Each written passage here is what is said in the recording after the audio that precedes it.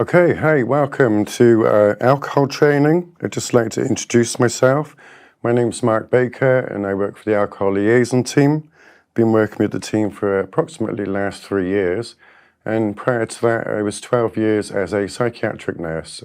And I'm Dr. Karen Williams. I'm a consultant with the mental health liaison teams. I'm a consultant psychiatrist in liaison psychiatry, but also worked previously in addiction psychiatry and continue to have that as an interest. And I've been working in the trust since 1995. Thank you. This training will be focused on alcohol and it will be divided into several sections. So I'll just briefly run through what the different sections are. So the first section, I'll be talking about the alcohol liaison team and who we are and what it is we do. The second section will be about alcohol misuse, and we'll be covering 4 types of misuse, from binge drinking to dependent drinkers. Section 3 is about alcohol withdrawals, so that will focus on the timeline and the symptoms that are related to simple and complex withdrawals. That will include DTs, which is delirium tremens, which we'll talk more about, the symptoms and treatment of DTs. Section 4 is focused on CWA, the alcohol management plan. So I'll talk about what it is and when to start it, the different detox regimes, and some limitations and risks with repeated detoxes. Section 5 will focus on alcohol-related brain damage. So again, we'll talk about what that is, the effects of vitamin B1 or thiamine, and that section will include Wernicke's, symptoms, risk factors, management and treatment. And then we'll also cover a few frequently asked questions. And then at the end, a brief summary. Thanks, Mark. So first of all, section 1 is the alcohol liaison team. So Mark, do you want to say a bit more about the alcohol liaison team, who everybody is and what they do in the hospital? Thank you, Karen. The alcohol liaison team are part of the wider mental health liaison team, which includes the adult mental health, older people and younger people. So the alcohol liaison team itself consists of 3 part-time staff and 2 full-time staff. And we are all mental health nurses by background, by training. So we are based on the Gloucestershire Hospital site at Beacon House, and we're open currently 7 days a week, 9 till 5, and we can be contacted by Bleep, which is 1671, or by extension 8495. We do have an answering machine available, so if we're not there, leave a message and we'll get back to you.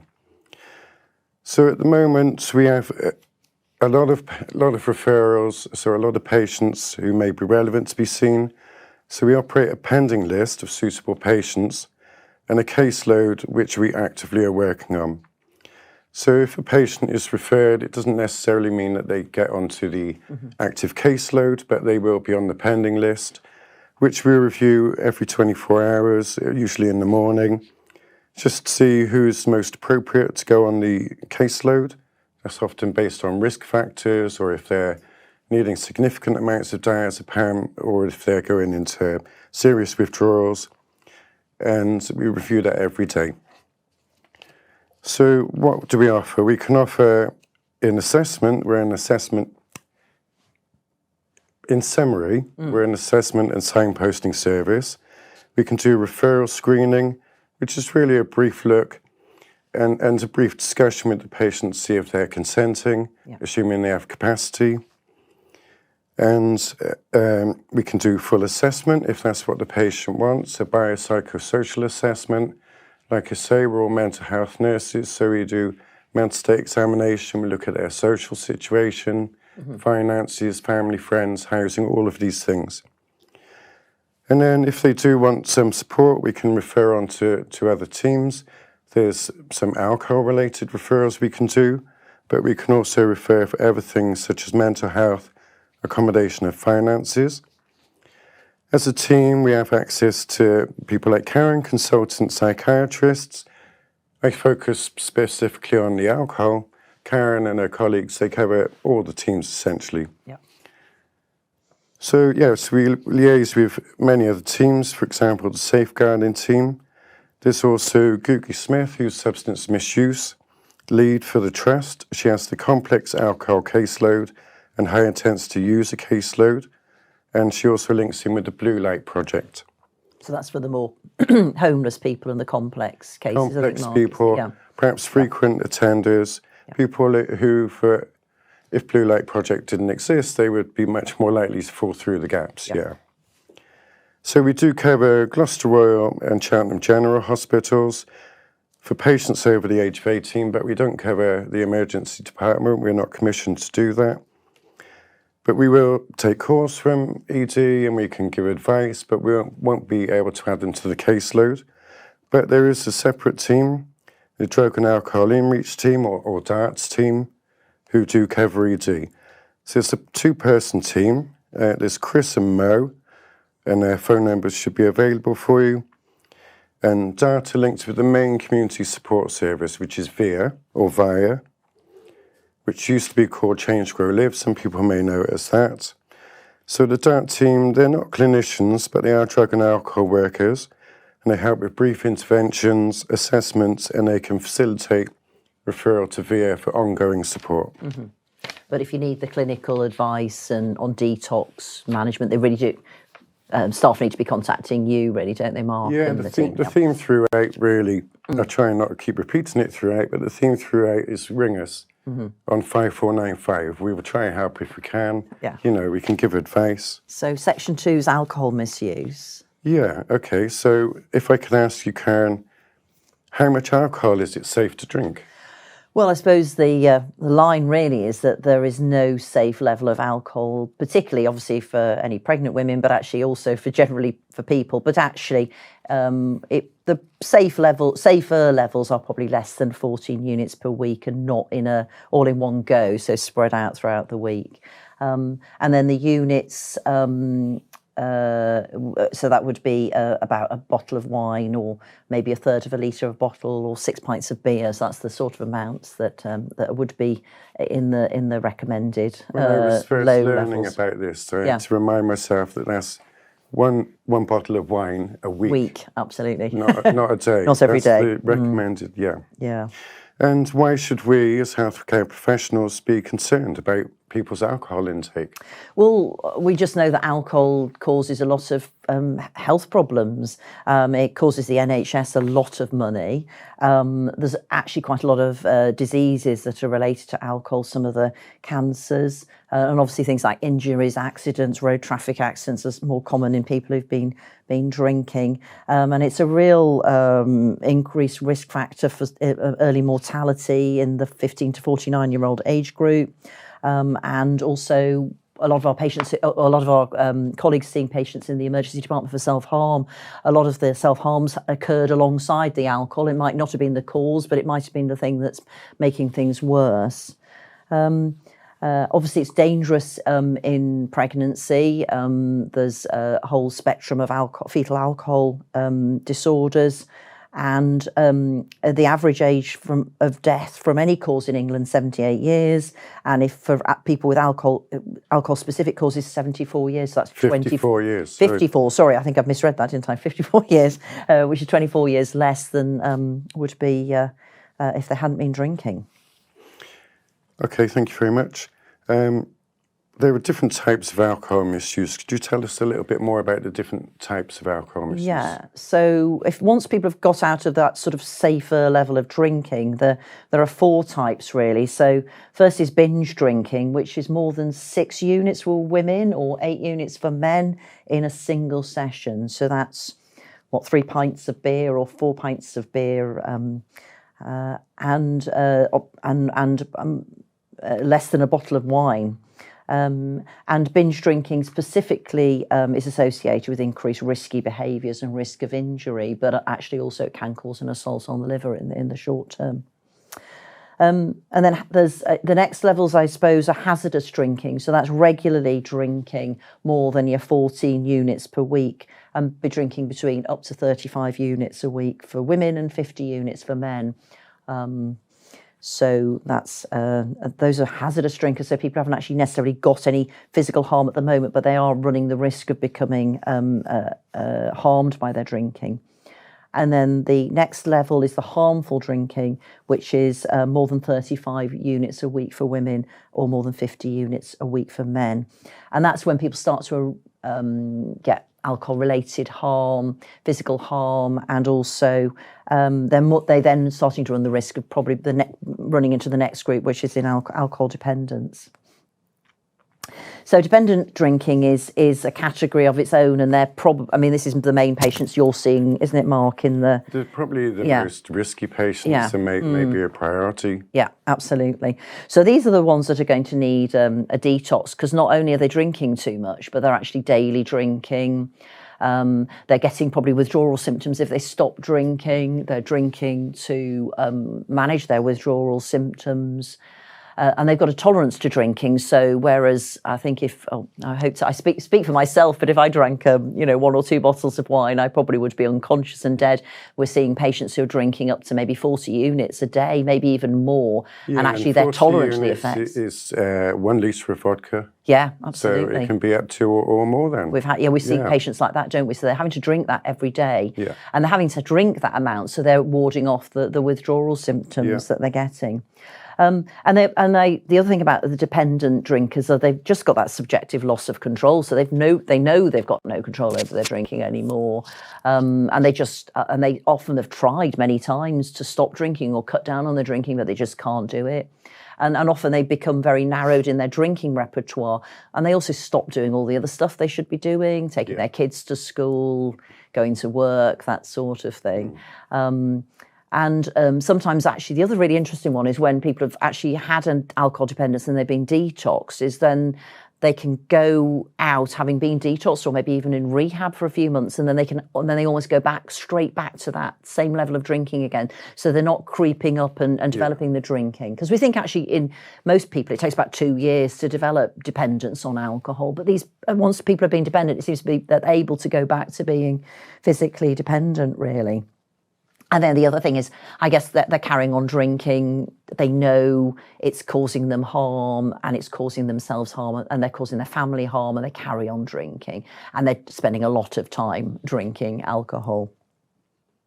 And these are the ones that will need the alcohol withdrawal scales. Most your binge drinkers and the hazardous drinkers and the harmful drinkers, they'll need some help and advice, won't they? And they're the ones that probably the DART team are more, would be completely capable of dealing with on their own. Dependent drinkers are the ones which, most patients come through ED, so we would like them to be started on alcohol withdrawal management very early. Serious withdrawals can come in, withdrawals can start within 6 hours perhaps, and then develop into more serious withdrawals. But one thing I'd like to just add is that dependent drinkers, people listening, they may have an idea in their head about what a dependent drinker looks like. Yes. And they just want to kind of counteract any stereotypes. It may not be the person you think, so always ask those questions. Sometimes people are dependent drinking, they are still holding down the job. Yes, absolutely. And essentially hiding it, functioning enough. So don't assume it's a certain type of person. No, exactly. No, it's not just people on the park bench, is it, That's Mark? right, that's right. We've had quite a lot of professional people with drink problems and people actually whose almost relatives and friends and maybe even work colleagues didn't necessarily know they were drinking, and they've had some really, they've been some of the people that had the most significant problems. So it's important to ask those questions before they potentially get to that stage when they have serious withdrawals. Absolutely, yeah. Next section, we'll be talking more about alcohol withdrawals. Yeah, so this is section 3, alcohol withdrawals. Yeah. Mark, do you want to say a little bit more about what you see when somebody is in alcohol withdrawal? Sure. As we've already said, is dependent drinkers we're particularly concerned about in this regard. Other people may have withdrawal symptoms, but dependent drinkers are more likely to have the serious withdrawal symptoms. And in a nutshell, people have come into hospital, they may have been drinking up to the point of admission, then they find themselves in hospital, they can't have the alcohol, the body is not getting that alcohol that it's used to, and that causes the withdrawals. So there's different types. Very briefly, there's simple withdrawal symptoms, which can come on around about 6 hours after their last drink, or let me say that again. Came on about 6 hours after their last drink, or a sudden reduced intake. That's what I'm trying to say. So symptoms for that include having tremors, sweats, headaches, nausea and vomiting, which are unpleasant, but in themselves not serious. They then can move on to more serious withdrawals if they've been dependently drinking. So these more serious ones are called complex withdrawal symptoms, and they would come on around 48 to 72 hours after they've stopped drinking. And the danger period itself can also last 48 to 72 hours. Yep. So complex withdrawal symptoms include potentially seizures, which is caused by the withdrawal of the sedative effect of alcohol, which then causes a biochemical disturbance in the brain. And alcohol withdrawal seizures should be treated with IV lorazepam. Yeah, that's on our guidelines, isn't it? We should talk about later. Yeah. Other complex withdrawal symptoms include confusion or delirium. And just with delirium is to be aware that it may be complex withdrawal symptoms, but there may be other factors which are causing these symptoms or contributing to them. Used for what's it? Acronym. Yeah, acronym. Acronym. A useful acronym is pinch me factors, Yeah. which covers things that may be causing that delirium or contributing to it.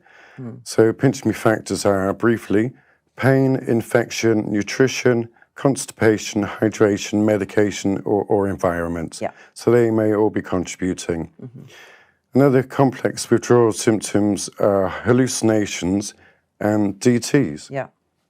Absolutely. Yeah, it's really important, I think, just to think, isn't it, that just because you've come in with an alcohol problem and alcohol withdrawal doesn't mean you can't have other stuff as well. So I'm just thinking about a patient that we had in who had been very physically unwell, therefore hadn't been able to get his drink, therefore had stopped his drinking for probably about 48 hours and came into hospital, really bad chest infection. And then he ended up with a really bad delirium, which I think was partially caused by the infection, but also caused by DTs, which I think we were just going to talk a bit about. It can be multifactorial. Do you want to say a bit more about DTs, delirium tremens? So DT stands for delirium tremens, and it's a severe complication of alcohol withdrawal involving sudden and severe changes in the mental and or nervous system. So things particularly to be looking out for, acute confusion. So some people may have some baseline confusion, but we're particularly worried about sudden onset new confusion, or if they have that baseline, it's a sudden worsening of the baseline. So acute confusion is also a symptom of Wernicke's encephalopathy, which I can never say properly, which we'll discuss a bit more later on. Yeah, because that's more about the vitamins, isn't it? And we've got a different section on that. So, with DTs, for sure, you would see some delirium, and that would present itself. The patient will present with disorientation, there may be some agitation and some memory impairment. They may have hallucinations, so these can be visual, auditory, or tactile.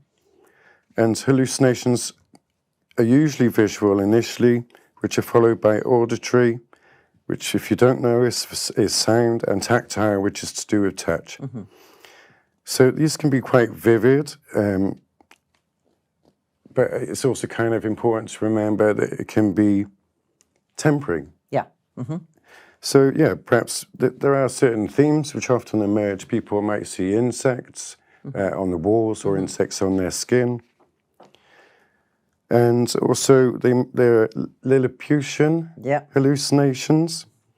Yeah, I've seen a few of those. Oh, not seen them myself, but seen patients with them with, either very small animals or somebody who described carpet worms. There were like little worms crawling around in the carpet, and then another chap who believes some sort of miniature group of fairies or something had come to join him in his house. So after a couple of days of stopping drinking. Some other symptoms which you may notice, again, sweating, tremor, tachycardia, hypertension, and dilated pupils. Yeah, and I guess the other bit is just it's just really quite a dangerous condition, isn't it? I mean, I also remember a few years ago meeting a patient who got so scared about being in hospital because of the DTs that he tried to escape. So it is, but also actually, if you think they've also got other things going on wrong with them, then if they did leave hospital, then the mortality rate can be, I think, up to 20% or something like that if you don't treat it. So I think it's really interesting then to talk a bit about the treatment for DTs, because obviously it's a delirium, but it's not quite the same as the delirium that you might see in the other hospital guidelines, is it? So DTs is specific treatment for that. So diazepam treatment for all withdrawals is diazepam, but specifically for DTs, it's just to make sure that the diazepam level is at the right level, which is a higher level. There are guidelines. Yeah. So if someone, like you say, they may have not had a drink for 48 hours and then got admitted, they may already be tipping into DTs on admission, in which case it's 4 times 15 milligrams of diazepam for the first day, and then essentially a high-level regime from the second day onwards. So hopefully that works. If not, they may need some other things, some antipsychotic medication, but I would advise getting senior medical advice for that. There's medications like haloperidol may help. And again, just consider other causes or contributing factors for the presentation. Yes. Don't just assume that it's one thing. It may be more than one thing going on. Absolutely. I mean, I think one thing we haven't talked about is also head injuries. And I remember many years ago, I was actually working in an alcohol unit, and we had a patient admitted, and luckily we were able to do a proper neurological examination, but she'd fallen down the stairs and had a really nasty subdural hematoma, but actually probably also had DTs too, and it was very, very complex. But it is really important not to forget other aspects of medicine for the patients. Absolutely. Thank you. Next section is section 4, where we talk about the alcohol withdrawal management plan, which is known as CWA in this trust.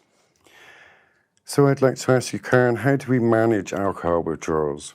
So what we're doing in this trust is we're managing patients with firstly diazepam, and we're using diazepam because it's widely available, and some of the trusts do use other benzodiazepines like chlordiazepoxide, but actually we're just sticking with the diazepam because we know it's universally available, and then we hope everyone then has some ability and also competencies in sort of managing and knowing how to use diazepam. And we do it with a symptom-led regime for the first 24 hours, and then it goes on to more, as you say, the high, middle and low levels for the days after. And then the other really important bit we do is we make sure that patients have really good levels of parenteral vitamin B, and we're going to talk a little bit more about that.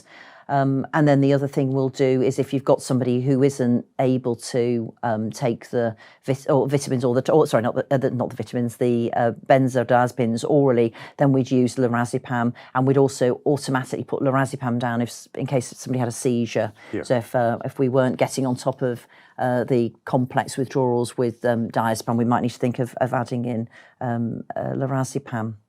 And then it's on the electronic patient records in all areas except for the maternity services. They've still got the paper records. And then I suppose if anyone listening is also working in the in the psychiatric trusts at all, then we're now putting it on our electronic patient record. It's slightly different. And obviously in the maternity department, you've still got to carry on using the paper record. Yeah, that's right. And then sometimes we use the CWA as sort of to mean the alcohol withdrawal management plan. So sometimes the terminology can become a bit confusing. So it's possibly important to get your head around that. So CWA stands for Clinical Institute Withdrawal Assessment. And as Karen said, it's a symptom-led approach to detoxing patients safely from alcohol. The goal really is to assess the severity that happens in the first 24 hours. And the bigger goal is to keep any withdrawal symptoms to a minimum by effectively treating with diazepam. So it's important to get in there early. Early intervention provides the best means of preventing the progression of withdrawal symptoms and enables safe withdrawal from alcohol. So CWA, or the Alcohol Withdrawal Management Plan, if it's used correctly, it results in a decreased frequency of oversedation in patients with less severe withdrawals. And also, it's important to bear in mind that if you're giving someone more diazepam than they need, it could increase confusion and increase their falls risk. I just might interject here, Mark, if you don't mind. I was just thinking, because actually before we had the CWA, Dr. Creel did a really interesting bit of research, and he matched how much people were drinking against how much diazepam they got, and it was a completely random amount. So this is actually helping also, people get the amount that they need to get, isn't it? And again, using the CWAR decreases the frequency of under-treatment of patients who may have more severe symptoms or at risk of having more severe symptoms. So it's important to get in there early is the key point. For those people who are not familiar with CWAR, it's a 10-item scale. So 10 potential withdrawal symptoms, which then each get scored, and then you get a score for the total of the 10 factors, which guide you to how much diazepam to give. And that's actually all done for you on the EPR now, isn't it? So it would you put in the numbers and then it all adds it up for you and tells you what to do. So, I'll just briefly run through the symptoms. So there's nausea and vomiting, tremors, anxiety, agitation, sweats, orientation. Do they know who they are, where they are, and when it is? Tactile disturbances is touch. Auditory disturbance is hearing, and visual disturbances, and also headaches. Yeah. Cool. So who should be started on the CWAR, do you think, Mark? CWAR, it started for a lot of people. There's no harm. This is what I'd say initially. There's no harm in starting a CWAR. If you're not sure, start it. The first 24 hours will show if they haven't got symptoms, and you can discontinue it. Yeah, because they won't get the treatment, then they won't go on to the day two, and then that nothing's lost and nobody's been given medication inappropriately. But I think the ones we're most interested in, the ones who need to be considered as having most need for CWAR potentially, are the ones who are dependent drinkers. I don't personally use the term alcoholic, but that's kind of what a dependent drinker is in layman's terms. So there's things that we should be aware of when we're staff and thinking, should we start CWAR? Yeah.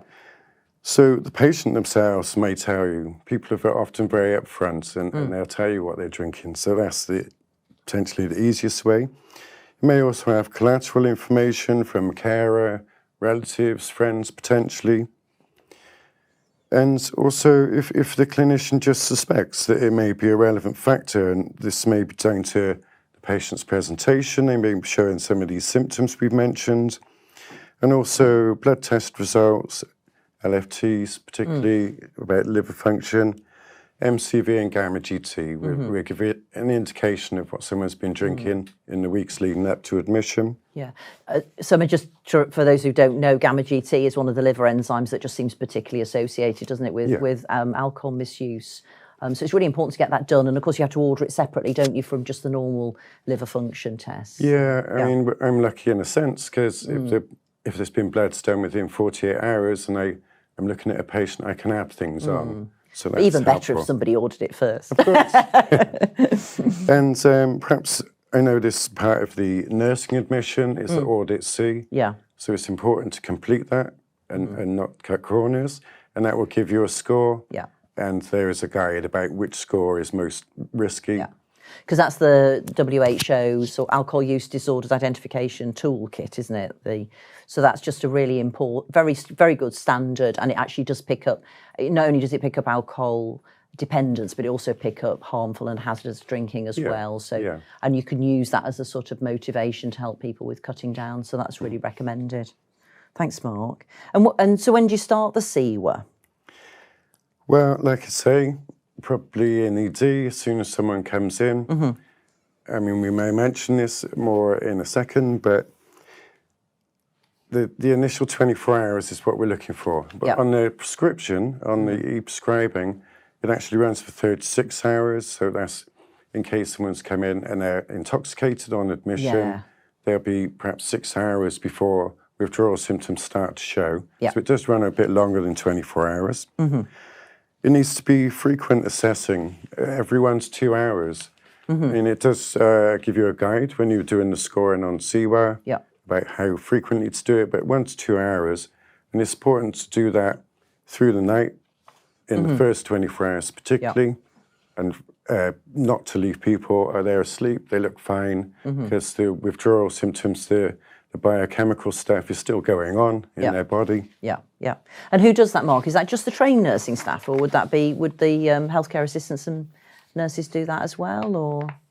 I don't know for sure, but there's no reason why a healthcare assistant can't ask the questions and do the scoring, but it would be the nurse who has to administer diazepam and sign for that. Yeah, yeah.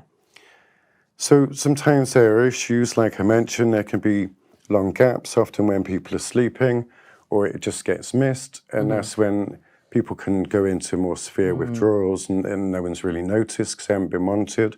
So every 1 to 2 hours, particularly in that first 24 hours.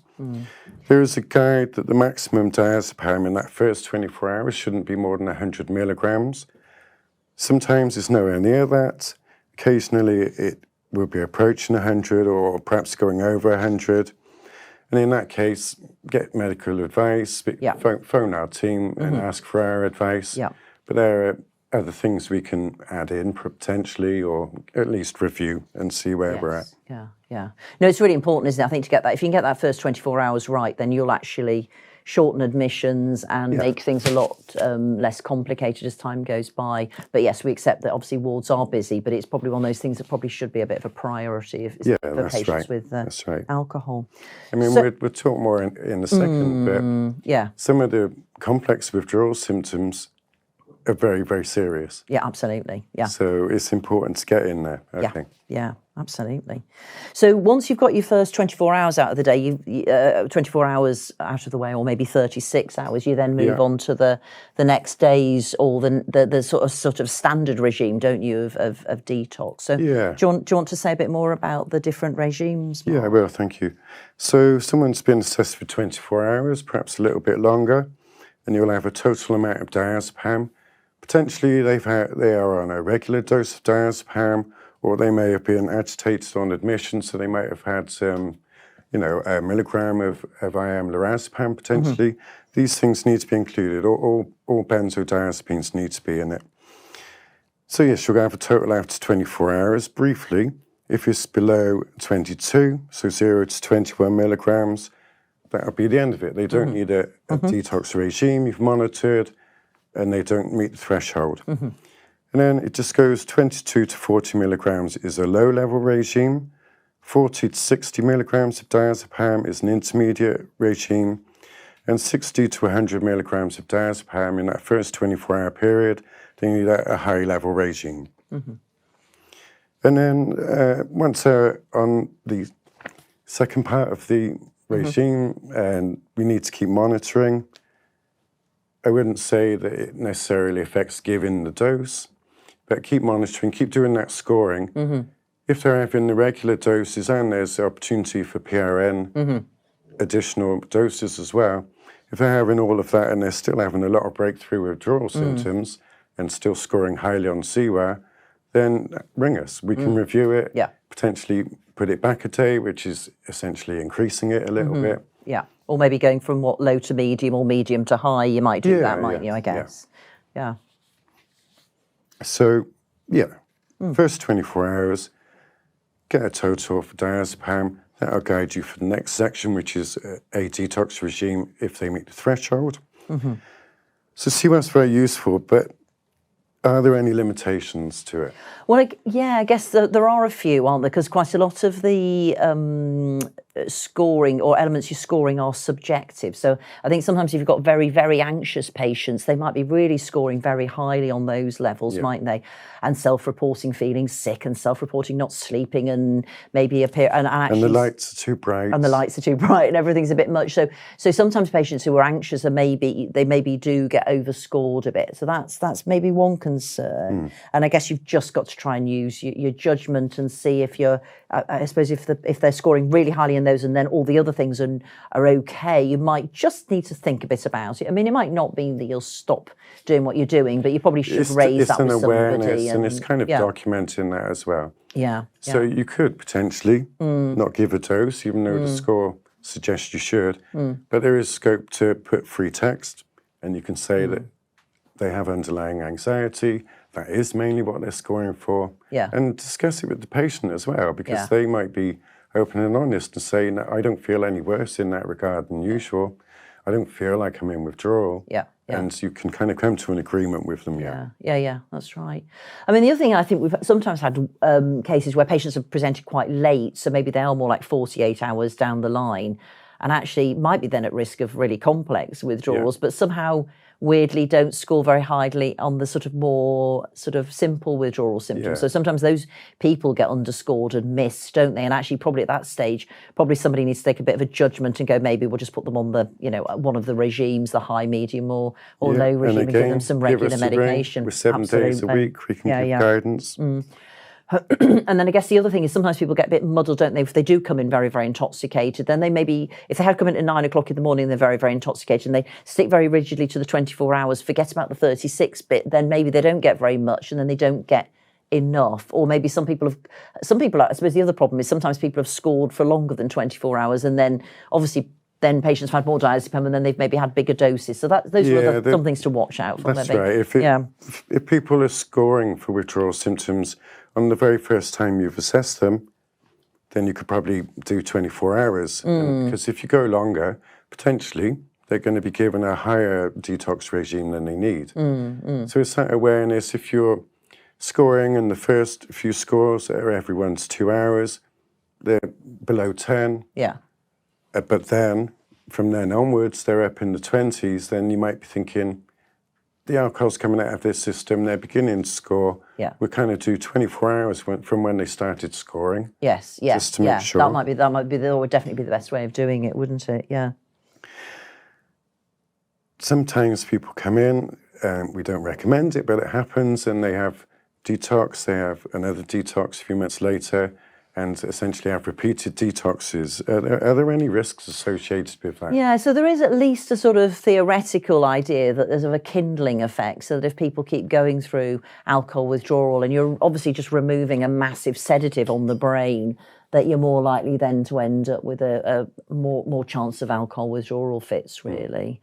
So that's in there at least. But the other issue, of course, is if you've got people who just keep coming into hospital, having alcohol withdrawal and then going out and then not getting any treatment, because obviously withdrawal's only from the addiction point of view, withdrawal's only the first part of it. The rest of it is staying alcohol free, isn't it? And that's the most important bit to get right. So that's probably the most danger, is that they're just getting into a habit of coming into hospital, using it as a rescue or whatever, and then going out and carrying on again and risking all the other health risks with that. So we don't encourage, as a general rule, people coming in simply for detox. No. They may have come in with other physical reasons, and so they have no choice, and they will need to be detoxed to keep it safe.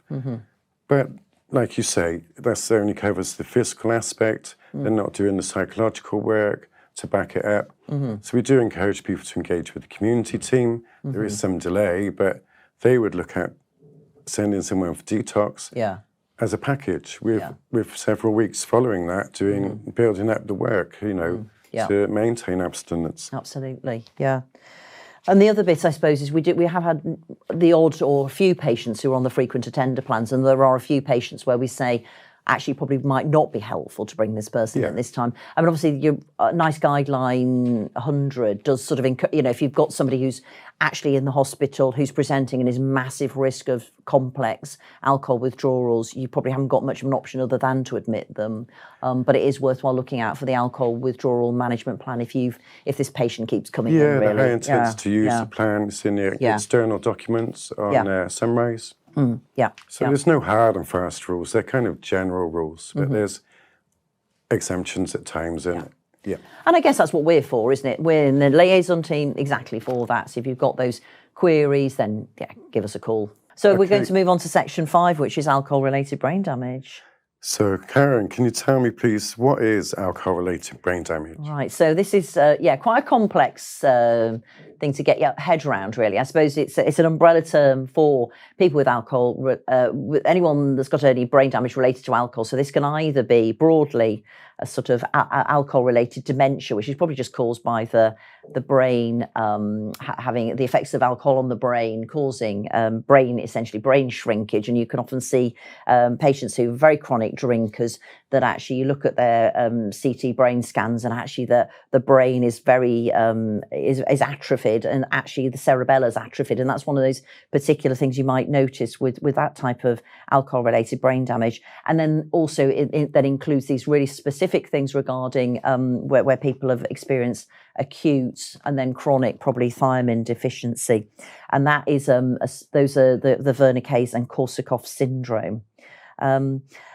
There's a lot of alcohol-related brain damage. We're coming across a lot of it. So, certainly if it is more of a toxic effect on the brain with atrophy, there's some sort of reversibility about it. And then obviously the other thing that often happens with alcohol-related brain damage, it can be mixed in with other causes of dementia, like cerebrovascular dementia and Alzheimer's dementia too. Alcohol can affect, so you can get an alcohol-related brain damage that's almost like a dementia, but then these specific Korsakoffs and Wernicke's, which we'll talk about in a minute. So how would someone with alcohol-related brain damage, how might they present? So they might present with, very short-term memory problems and difficulty planning things and forgetting to go to appointments, though just sort of symptoms of dementia, really. Can you tell us about some things which could help? Yeah. So I suppose in terms of trying to work out what's going on, some of the most important things are probably just thinking about talking to the family and friends, find out what's going on. Is this an acute change, which might make you think it's more of a delirium, or is it more of a chronic thing? The other bit, so if you've got somebody in and you're actually thinking alcohol-related dementia, then the other bit would be to screen for forms of dementia. So you could do we've obviously got a dementia screening tool in the trust with all the blood tests on there.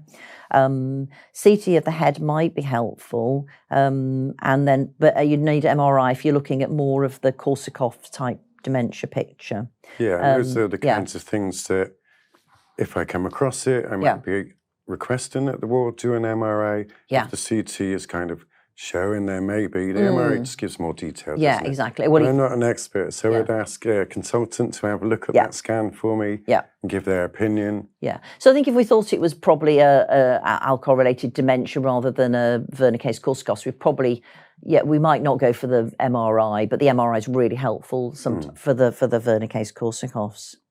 Yeah, and then the other bit, I suppose, is just doing some cognitive testing. So we use the ACE3, and it's not specifically for ARBD, alcohol-related brain damage, but it is obviously helpful for dementia. And then actually sometimes it's really helpful to get that. If we've got even infrequent attending patients, it's quite helpful if you get that. You can maybe detox somebody, see what their cognitive function's like when they're sober, and that can help maybe map over time. That's an important thing too.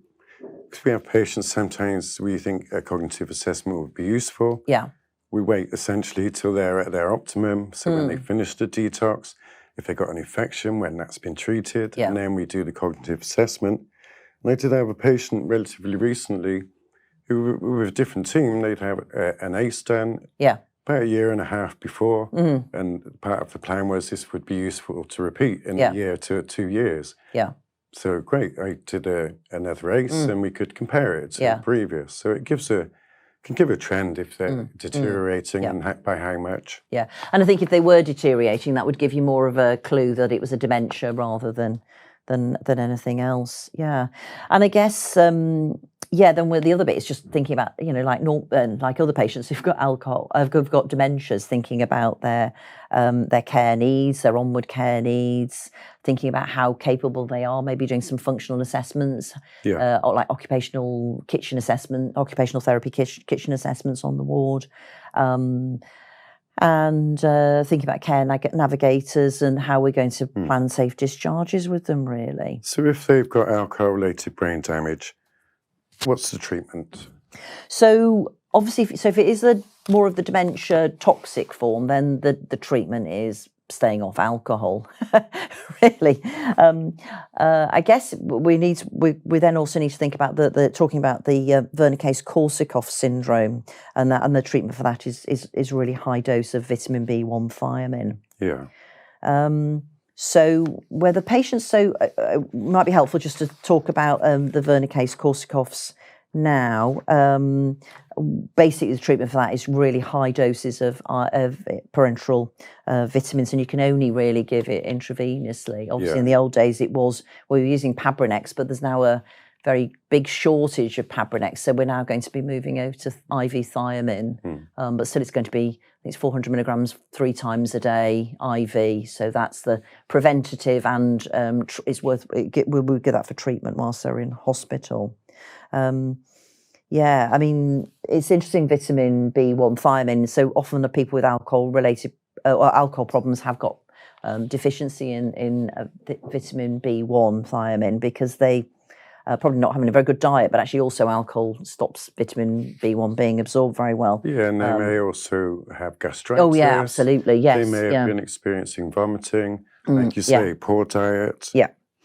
Yeah, and then what also happens is they're depleted with vitamin B1. We bring them into hospital, we put them through alcohol withdrawal, and that's a catabolic process. Use up a lot of whatever thiamine is there, and then you can go very acutely into... Yes, quite a few factors that affecting the level of B1 or thiamine. And essentially a low level causes problems. So we need to replace that with thiamine. So you mentioned Vernicase. Could you tell us a bit more about what that is? Okay, so there's Vernicase-Korsakoff syndrome. So Vernicase is the acute or subacute part of the condition, really.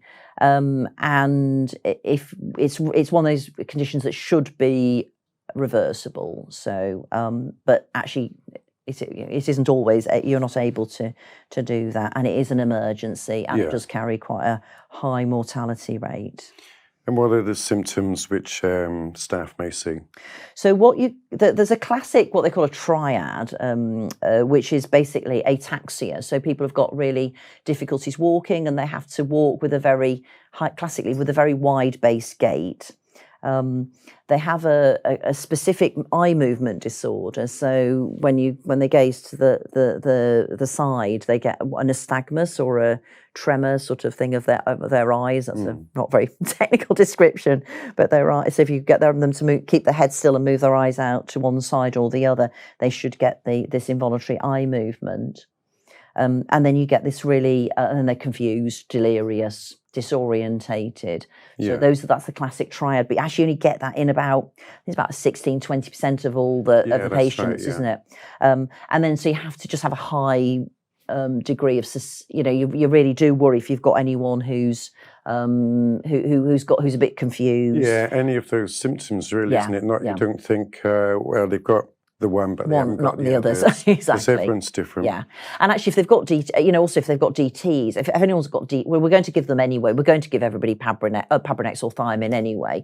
But actually, anyone who's confused, you probably do need to be thinking: is Vernicase contributing to this? As you say, even with just one symptom, really. So really important we get in there with that high dose treatment regime. So they may also have decreased levels of consciousness or memory disturbances. So what are the risk factors for Vernicase? Yeah, so the other things to look out for in the history, I suppose, is has the patient lost loads of weight? Have they got liver disease, I think, because that's also going to affect, carbohydrate metabolism and that sort of thing. Have they got unexplained hypoglycemia or unexplained hypothermia? So I remember we had one patient who was in hospital who'd been admitted, I think, had taken all his clothes off, but it was August and very hot, and came in with a very low temperature, and he turned out to have a Vernicase. And actually, have they got any signs of delirium? Have they got is it affecting their consciousness and their ability to think straight? So I think we've mentioned it, but it's definitely worth repeating. How do we try to prevent Vernicase? Yeah. So we used to think about, well, shall we just use a preventative dose for Vernicase? But actually what we do is we give everybody the treatment dose. And the new guidance now is that we're using IV thiamine. It's 400 milligrams. It's 3 times a day, and you use it for 3 to 5 days. And actually, if you've got somebody who's been muddled and confused, if after 5 days they're still a bit muddled and confused, it's probably worthwhile carrying on until they either stop being muddled and confused, or actually there's no appreciable improvement in the condition. And again, staff can ring the team and we can advise if we consider it's necessary to continue it. Yeah. I was going to mention that staff may be thinking, what's the orange stuff, the Pabrinex, what happened to that? So there's a national shortage currently. Yeah. And that's the only reason that it's been switched to a guideline of IV thiamine. Yeah. Pabrinex was great because it also contained other vitamins, but national shortage, and that's the reason for the switch. Yes, yeah. So we think we're probably going to have to do this certainly for the rest of this year and most of 2025, and then I guess we probably then have to reconsider our options after that. Yeah.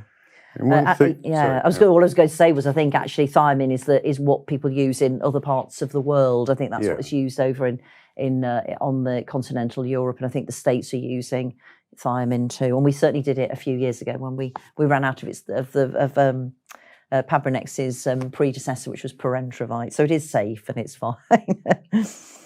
And the other bit, I don't know, sorry, you might have been about to say this, but I was just the other bit to remember with Pabrinex is just the importance of just getting that magnesium levels right. So really important that we think about monitoring that while people are going through the detox regime. And actually if they've got low magnesium, it then doesn't make the thiamine sort of absorb as well somehow, does it? Correct, So that you might then need to make the regime longer. So if you can get in there quickly with some cheapo magnesium, then it'll save bucket loads of money. Right. And check the magnesium early. If it's low, it needs replacing. Yeah.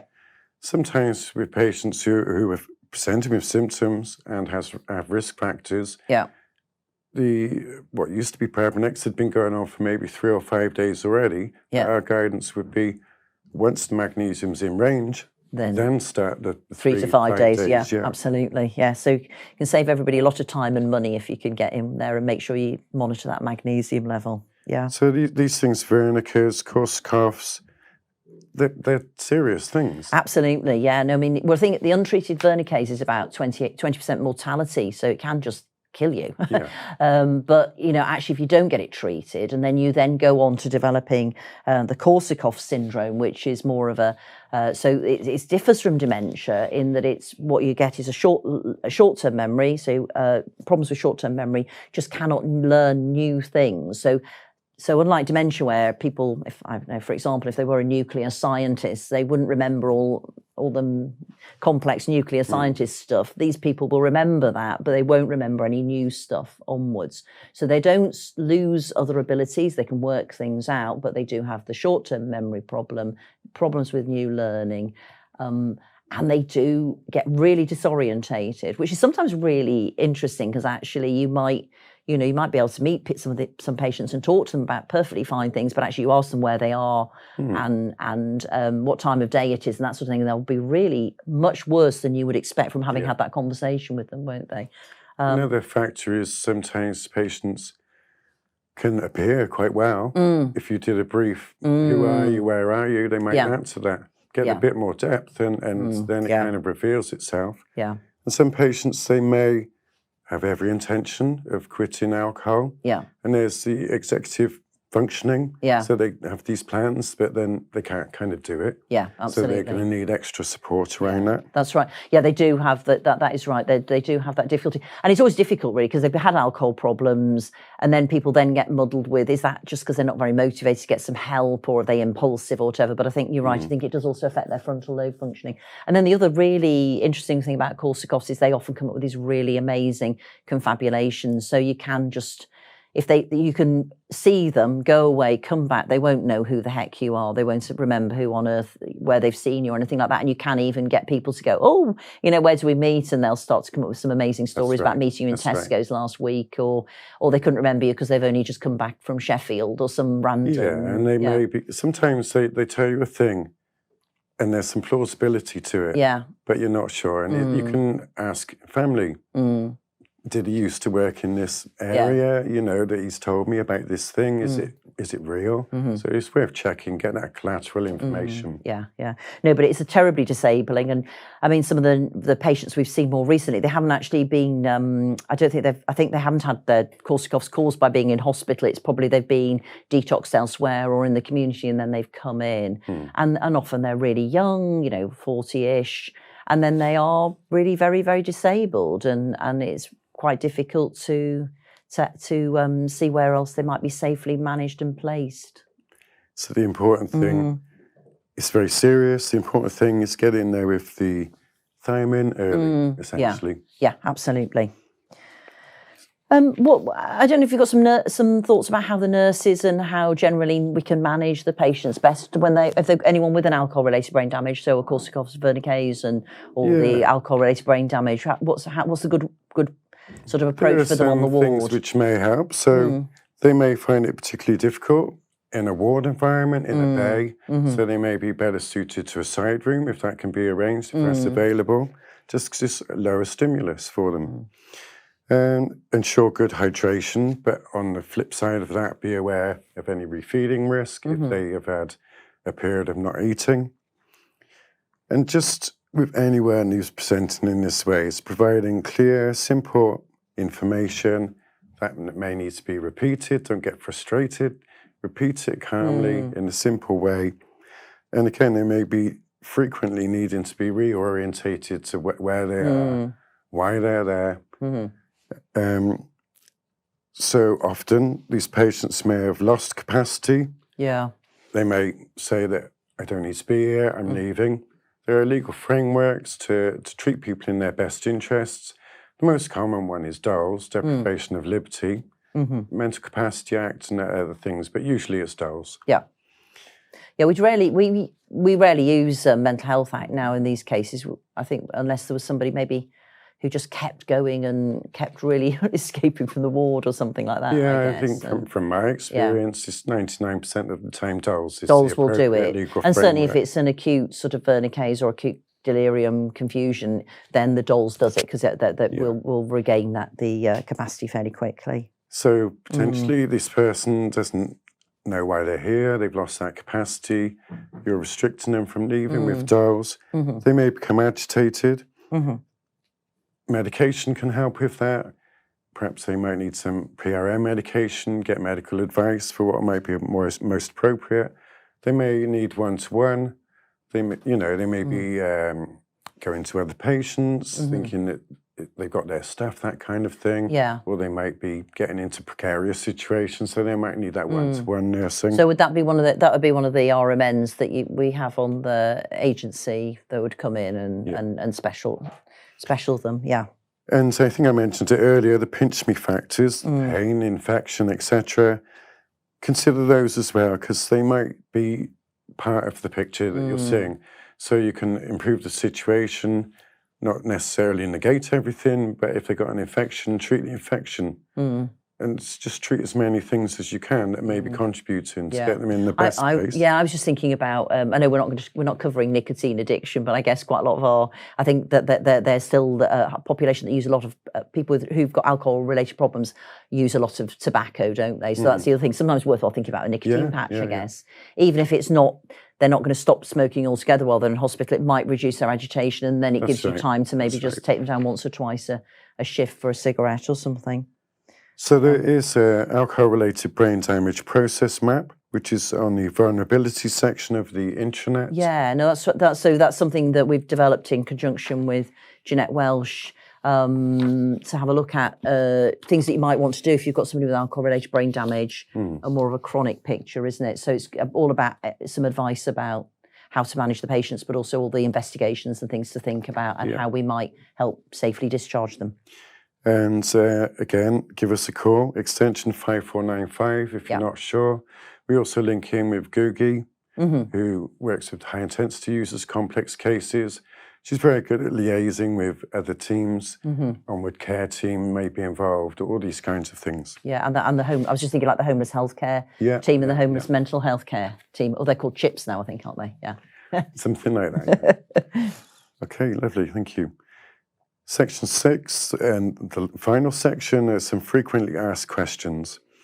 So if I can ask you, Karen, what should be considered when a patient is being clerked? Yeah. So I think it's really good if you can just get a really good alcohol history. So don't treat it as a sort of tick list. Think about what you're asking the patient. And then if somebody has got an alcohol problem, really try and nail down what they're drinking, when they're drinking, how long they've been drinking it for. Have they got any withdrawal symptoms? Are they drinking to control withdrawal symptoms? And all the things we talked about to think about dependence. Have they increased tolerance? Have they stopped doing all the other things they used to do? Have they tried to stop drinking in the past? And all those, that would really help you then decide if they've got kind alcohol. Kind of jump in there. Yeah. This is kind of what I do every day. Yeah. Have a look at the clerking document, nursing admission, all of these things to get information, which helps us decide if someone should move from the pending list to the caseload and then looking at. Sometimes I understand the situation, but the information is important. It may say they're drinking 1 bottle a day. Yes. No size, no strength. Yeah. So we need those specifics. Yes. And particularly if it's a higher amount they've been having, when was their last drink? Yes. If it was approaching 24, 48 hours, it's getting to that stage where you want to be getting involved and giving some treatment. Yeah. No, that's right. So it's really important. I'm going to have to say taking alcohol histories has been a bit of a bone of contention for a long time, but it would be good if this new generation could get that right. The other thing is just getting some bloods done, isn't it? And as we have got, there is like an order set that says alcohol. So if you can just tick the box that says alcohol, then you will get all the bloods, the liver function, the clotting, and it will pick up the gamma GT as well. And then I guess it's really thinking, okay, if this person you think highly suspect or suspect might have an alcohol problem, just get on and do the CWA, and that's just a matter of just getting that ticked again on the EPR, isn't it? Yeah. And make sure you get the thiamine in, IV thiamine. And the other bit is thinking about capacity. So we have had a few cases, haven't we, where patients have said, oh yes, that's fine, I'm going to go home now or something. And they clearly haven't. They've been brought in a few hours previously without capacity, in really quite a bad state. And we've had some slightly strange cases where people have been allowed to just get in a car and drive away when they lack capacity 2 or 3 hours previously. So it's really important to think about capacity and think about DOLs. And the nurses are obviously really excellent at being able to implement the DOLs. And we talked about diagnostic overshadowing. Don't forget, people with alcohol problems could have had an accident, they could have knocked their head, they could have infections. There's a whole load of other physical health problems they could have. And sometimes people may present so that it appears to staff that they're intoxicated. Actually, they fit their head. Yes, yeah. And that's made them appear intoxicated. Yes, yeah. So don't make assumptions is kind of what I'm saying. No, that's right. You also don't want exactly somebody who's maybe had a history of alcohol and problems in the past, and then actually they are alcohol free, and then something. Yeah, that would be a terrible thing to do. And then just thinking about what would remembering about things that would make you bring somebody into hospital with alcohol problems. Obviously, if they've got other physical health problems, but actually if they're particularly vulnerable to complex alcohol withdrawal, that would be another reason for admission. Or there was some other vulnerability that was going along. I suppose we haven't mentioned domestic violence, but obviously that often coexists with alcohol-related problems, doesn't it? So that's the other thing to think about. And actually, just really important, it would be really important for every patient to be asked about their alcohol history. I mean, not necessarily everyone who's got a drink problem. I have to say, I don't know, whenever I go to my dentist, I have to fill in a form saying how much I drink. And I mean, it'd be good if we could do that in the health service too, so everyone had a bit of an idea about it and didn't treat it like a sort of question that you only ask people who look like they sleep on a park bench. Exactly. It's like you said earlier, it can be anywhere. I've seen people who work for GCHQ. Yeah. Or they might be the guy coming to do your plumbing. It can be anywhere. It's not a certain absolutely. type. Yeah. And also, just to briefly say, they don't have to be dependently drinking to want to make a change. Yeah. They can be drinking too much, but not to that level of dependence. But it might be negatively affecting their life. And often coming into hospital, to use phrases I've heard, it's a kick up the arse, it's a wake-up call. It gives them that time to reflect, what do I want to do going forward when I'm discharged? So ask everybody. Ask those questions. And I think there's that, the motivation enhancement thing, isn't there? The frames, which is a sort of like a little acronym you can do for, mnemonic, actually this time, not acronym, for giving feedback to patients about their health problems. So actually just feeding them back about, your blood pressure's high and you're drinking too much alcohol, and these things could be related, for example. Putting the responsibility on the patient, giving them some advice about what they could do so they can get help from, even if they're not alcohol dependent, you can go to VIA, you can go to Alcoholics Anonymous. You don't need to have a sort of nailed down diagnosis for those sort of things. No, that's right. Enhancing their motivation and giving them a menu for change. That's the M. Enhancing their efforts they've had in the past and reminding them of things they might have done. So giving them some power that they've maybe they quit smoking last year or something like that. So reminding them of the things they've achieved, and actually so that's the self-efficacy bit. So that's sometimes really helpful, and doctors and nurses are really powerful at doing that, actually. Yeah. And if patients are consenting and they have capacity, then we do a full assessment, and motivational interviewing is kind of the framework that we use for that. Yeah, absolutely. So another question might be, what should I do if I suspect a patient has been drinking alcohol whilst they're an inpatient and on the CWA? It's relatively infrequent, but yes, there may be a patient who's come in with alcohol problems, been monitored on CWA, and then a few days in, it turns out that when they've been going for a cigarette, they've also been drinking. I think you can consider a behaviour contract with the patient. You discuss it with them, and they should be in agreement with it. So they may be then not going off the ward for a period of time, but then you've got to realise that they may have been in a few days. People see what's been done for 24, 36 hours. They didn't need a detox, it appeared, because they were still drinking. So if this has come to light, they've agreed to a behaviour contract, then they may start showing symptoms. To be aware that the symptoms may then start showing, and the CWA needs to be initiated at that point. Assess if they've got capacity. If they're going off drinking, they may not have the capacity to make the decisions. So again, DOLS, deprivation of liberty. And sometimes, it sounds harsh, but if there's no longer any medical reason for continued admission and they've got a behaviour contract, but they're still going off and drinking, if there's no medical reason for admission, then it sounds harsh, but discharge the patient. They're clearly not at that stage where they're ready to engage with it. I know I had a patient many years ago who was, I think some friends or family were bringing in bottles of vodka wrapped in towels or clothing and stuff. So that's the other thing to think about, isn't it? I think sometimes have to think about, family members or friends who aren't being particularly helpful. And then the other thing is just being on the same page, reminding everyone about why they're here and how this really isn't helping the detox. But yes, I think sometimes we do have to say, sorry, we can't continue with your admission, really, don't we? So sometimes there are patients that are confused. They might pull their cannula out.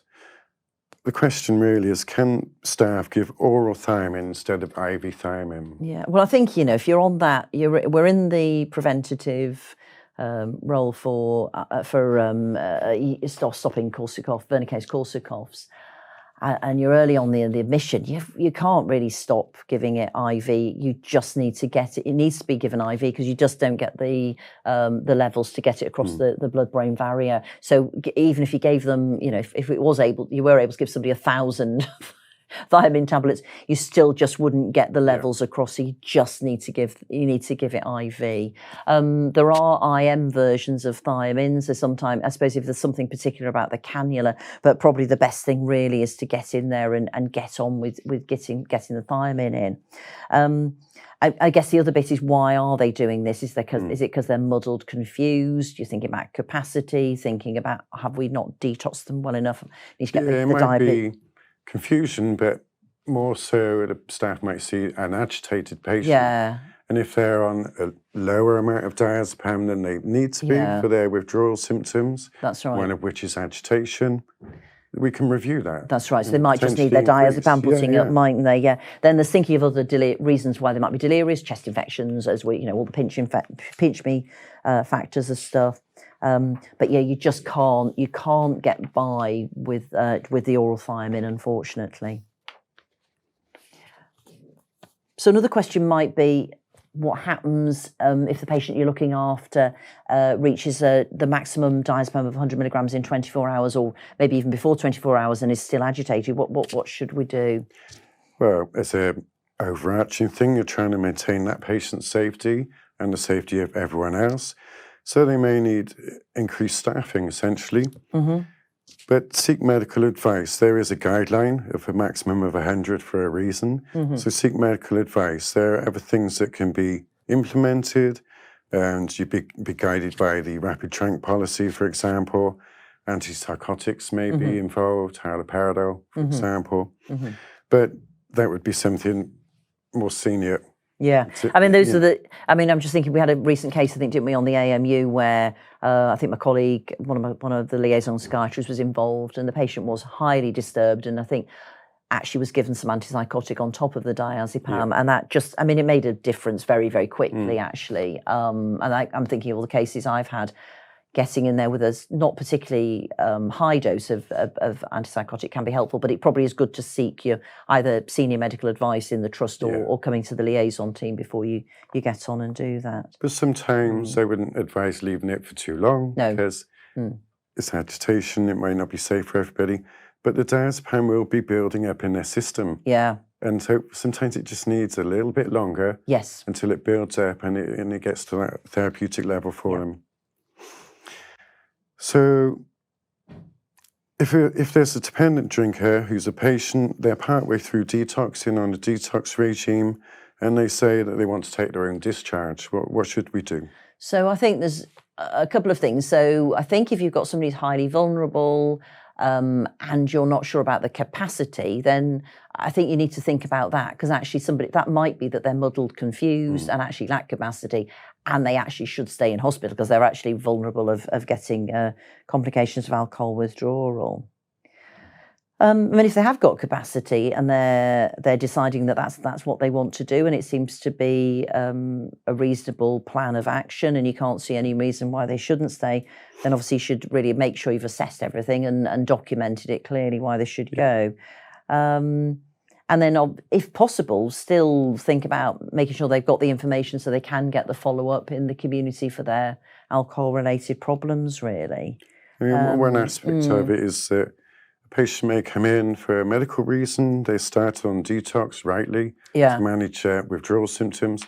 But not every person we see has the goal of being abstinent. No. Some people are honest and say, I'm going to drink when I leave. So, there's no point continuing with detox when someone's intending to drink again, you know. Absolutely. And if you've got somebody who maybe has only been in for a few hours or something, who then goes, and you're really fairly clear that they're very alcohol dependent, you should be giving them the advice that they don't cut down their drinking very dramatically. Right. They probably should need to continue drinking at a similar level to where they were drinking before, or cut it down very, very gradually. And obviously some places like VIA, they will do alcohol diaries with people, and people will just cut their drinking down very, very slowly over a few weeks, and that's a fine way of doing a detox too, but stopping it abruptly in the community. For ED staff, I had an occasion where I had a call from ED, which is fine. We're not commissioned to cover it, but we take calls and give advice.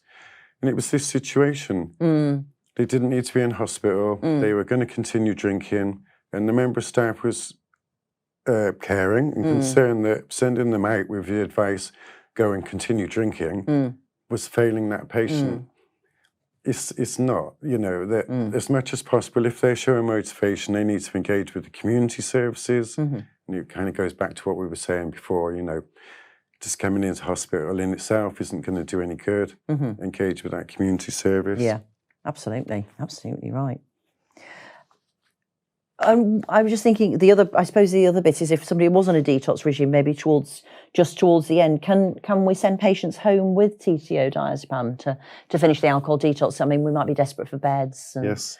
The answer is yes and no. And there's a guideline not to send someone with more than 12 milligrams of diazepam, which is effectively the last 2 days. You know, the very small doses on those last couple of days.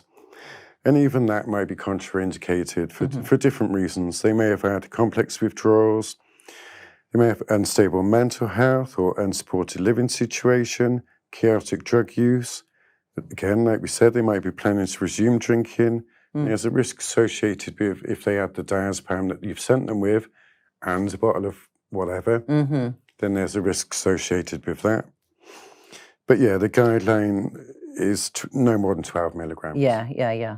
There isn't, unfortunately, there is bed pressures, I get that, but there isn't a facility for someone to leave hospital and go to a community alcohol support service supported rehab. Detox. Yeah, a rehab, yeah. That takes time. So they need to kind of be discharged, engage with the community service, keep working with them, and that would be a thing for the future. So they can't just jump from hospital to a rehab placement, unfortunately. Yeah. And we've got, is there like an action card on the... There's an action card on the internet. Yeah, that will help you guide about who the people you should definitely not give medication to. Yeah, it's quite clear. Or just give us a ring, 5495.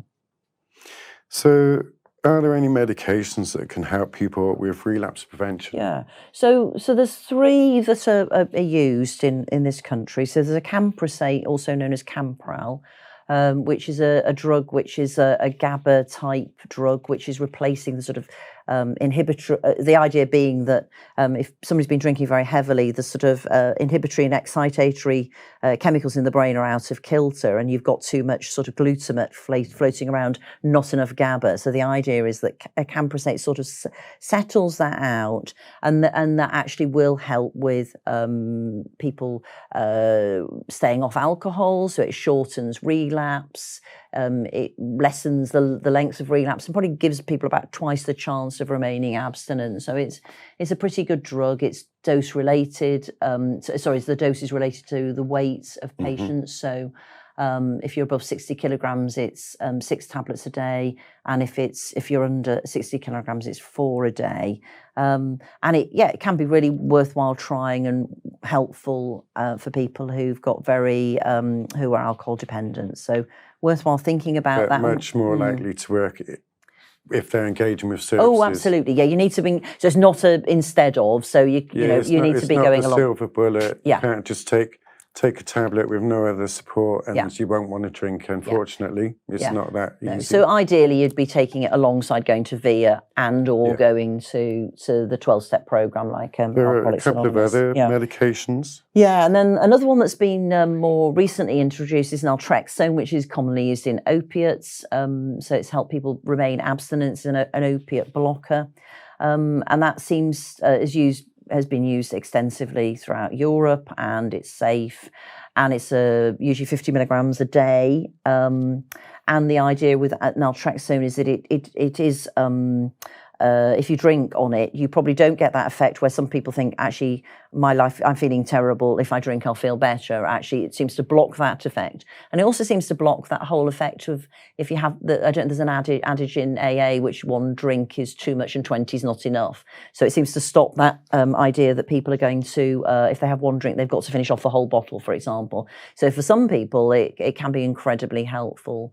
So that's that again, but also alongside counselling. Yeah. And then the last one, which is probably more controversial, but actually is a very long-standing drug, is a drug called disulfiram, or Antabuse is its other name, where people take the tablet at night, and that actually affects the way alcohol's metabolised in the liver. So it blocks alcohol dehydrogenase. You get acetaldehyde buildup in the blood, which makes people feel very unwell if they drink, and it's dangerous. So it's a drug that if you carry on taking it throughout the days, throughout the weeks, and you've maybe particularly got a family friend or member of family who's watching you take it, then you can't safely drink for 5 days until you've stopped it. So it stops that sort of immediate wish to drink. But again, that would be alongside counselling too. And we've got guidance on all of these medications on the internet, but probably you wouldn't advise maybe doctors just going and prescribing it without talking to us or talking to the VIA maybe about it. Yeah, I mean, the most common one of those is a camprosate. Yeah. And often, as part of talking to a patient, I'll give them information about a camprosate and advise if you engage with VIA, then you can discuss this with them. Yeah. So it's often not for the acute trust to start. I mean, it's difficult, isn't it? Because I think in an ideal world, I would try and start. If people were going to be engaged, we'd try it. But it is difficult. Yeah. Okay, and Mark, where's the best place? You know, if we want to think about more about C-word prescribing, where else can I get some guidance on the C-word prescribing and the alcohol management plan? So the C-word prescribing, as you know, it used to be a paper form, the C-word. Now it's on EPR Sunrise, and it's the EPR team which are essentially in charge of that. Yeah. Laura from the alcohol team has been liaising with them and working on with them to make it as good as we can. But it's the EPR team who kind of shape that and provide training on it. There are some step-by-step guides on the internet, how to prescribe a CWAR and how to then prescribe the detox regime after the initial 24, 36 hours. So the internet is really the place to go. So it's got relevant documents, guidelines, frameworks, process maps, and these are generally on the vulnerabilities page. But it's the EPR team. I've had some conversations with staff recently, and I know my colleague Jill has, where they're saying specifics about why does it show like this on the prescription. So the prescription stuff is definitely with the EPR scheme. But then we've got more guidance on that. Is that on the vulnerabilities part of the intranet for GHT? I believe so. But on the intranet and the EPR team, there's still ongoing discussions. So they may introduce some short videos to guide people, but there's written guides at the moment. I mean, they're welcome to phone Alcohol Liaison 5495, but we can't change the way it appears, but we can hopefully just guide people a little bit. Cool. And then, I think also the guidance on prescribing and any other medications like Camprosate and naltrexone. If people want to look at that, that's also on the vulnerability. That should be via the vulnerabilities on the vulnerabilities page via the alcohol guidelines, management guidelines, which we've devised over many years. Thank you. So in conclusion, today on the alcohol training, we've covered who the alcohol liaison team are and what it is we do. We've discussed alcohol misuse, and that ranges from binge drinking to dependent drinkers. We've mentioned alcohol withdrawal timelines and different symptoms associated with that, from simple withdrawal symptoms to more complex and severe withdrawal symptoms, and that included DTs or delirium tremens. And the symptoms of DTs and the treatment of DTs. We've discussed CWAR, the Alcohol Withdrawal Management Plan, what it is, when to start it, how frequently to assess, the different levels of detox regime, and some of the limitations associated with CWAR. We've discussed alcohol-related brain damage, again, what it is, the effects of vitamin B1 or thiamine, and more specifically, Wernicke's encephalopathy, symptoms, risk factors, and treatment of that, and some other things we've covered in these frequently asked questions. I think the kind of take-home message from me is give us a ring, 8495. Hopefully we can guide people. But just for staff to try and have that awareness, get in early, and it can really help patients, and it can help the hospital as well, but it keeps that patient safe and gives them the best treatment possible. But ring us if you're not sure, 5495. Absolutely. Thanks, Mark.